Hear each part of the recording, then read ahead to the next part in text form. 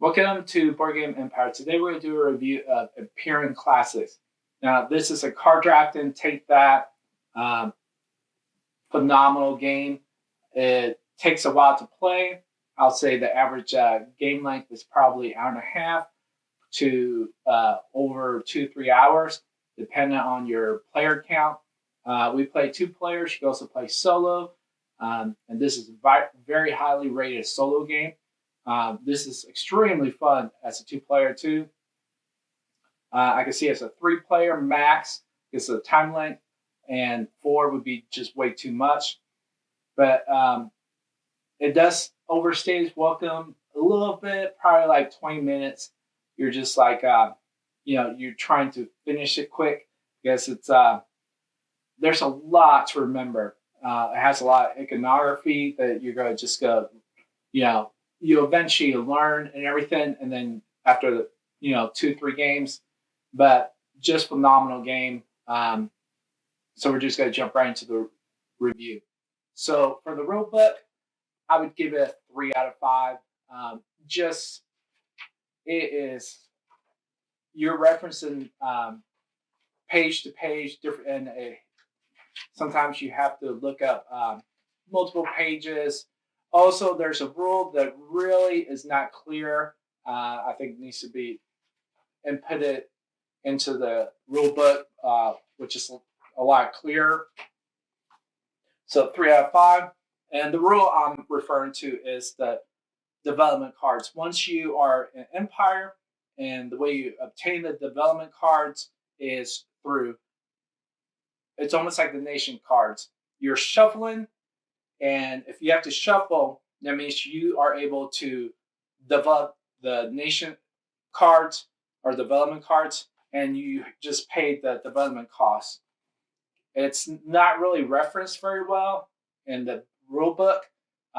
There's 2 different spots where it has the development, and both spots do not clearly state that you have to shuffle just like the nation state before you're able to obtain the development card, and then you pay the development payment, which this one is like 3 populations. So that's why I give it 3 out of 5. Component quality, I would give like a 4 out of 5. The cards do have a tendency to bend a little. They're not the best, but they're not the worst. So that's why I'm giving it a 4 out of 5. But just phenomenal. Really like the components. Really like the designs of the cards. So that's a plus. So you would just leave it and make sure not to shuffle. Which you shouldn't be shuffling board games. Anyone who collects board games realizes shuffling cards, a lot of times they won't do very well. So 4 out of 5 in component quality. So for the experience, I would give it 5 out of 5. I really like the experience of this game. It's extremely fun. It is probably my favorite card drafting game now, because there's so much to take that, and there's so you have 8 empires or nations, whatever you want to call them. Yeah, the Vikings. Let's see. There's 8, so you have the Carthaginians, the Celts, Greeks, Macedonians, Persians, Romans, Scythians, Vikings. Now I probably butchered some, but that's the 8 that you have. And each nation, empire does different things and has way different ways you play them. The Romans against the Carthage, the city of Carthage. Pretty much, I would say it's unbalanced. The Romans just dominated over it. So that's, but it was still extremely fun trying to take down the Romans. So, but in history, the Romans did dominate, and they were almost impossible to beat. So 5 out of 5 in experience. Mechanics, I would give it 5 out of 5. There's so many things you do. You pretty much card draft from the marketplace, or if you do breakthrough, you can obtain those. You can obtain fame cards. If you, for the most part, get rid of your region cards, which are these cards right here with the icon on the bottom. They have tribute cards. You have your uncivilized, civilized, and you have your unrest.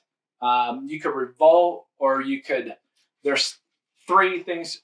Let me see. Remember, revolt, innovate, and pretty much just take actions. You get 3 actions. Sometimes you'll be able to obtain 4 actions. You get 5 exhaust. Just a lot of things you can do. And you have solstice. Sometimes the solstice cards do different things when you have a solstice.